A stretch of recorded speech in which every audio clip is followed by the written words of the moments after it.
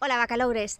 Como veríades antonte nas historias, estivemos na notaría e, por suposto, foi para asinar por fin o contrato de compravenda do novo terreo de Bacaloura.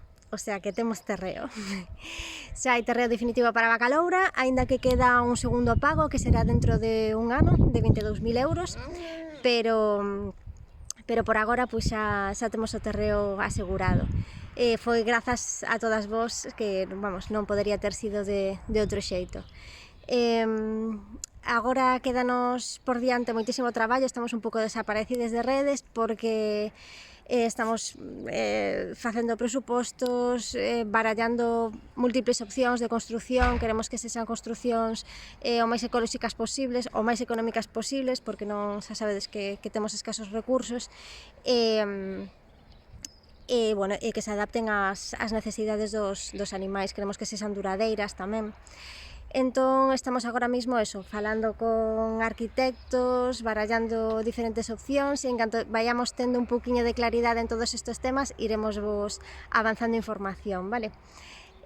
Andamos agora pensando así nunha técnica moi novedosa, a ver se prontiño vos podemos confirmar que es así. Tamén temos que pedir un montón de permisos para poder facer as novas construcións, para poder vallar o terreo. Entón, isto é algo que se pode demorar un pouquiño, esperemos poder facelo o antes posible e o galla podamos estar como queríamos e desexábamos en marzo xa no novo terreo. Pero bueno, teremos que irnos adaptando aos tempos que nos dean, dende o Concello, etc.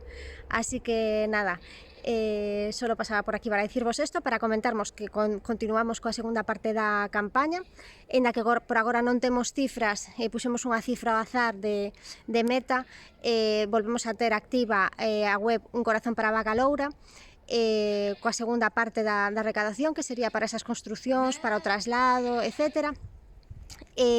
Tamén sacaremos unha serie de listados de cousas que precisamos, dende estanterías, armarios, todo pois para a enfermería, tal, xente especializada en diferentes tarefas que nos poida botar unha man coa construción do novo santuario, xente con remolques para traslados, para a mudanza, para os animais.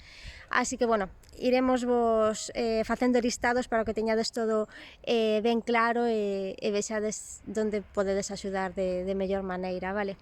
Así que nada, quédanos un día super liado por diante, así que vos deixo que temos un montón de curro, vale? Grazas.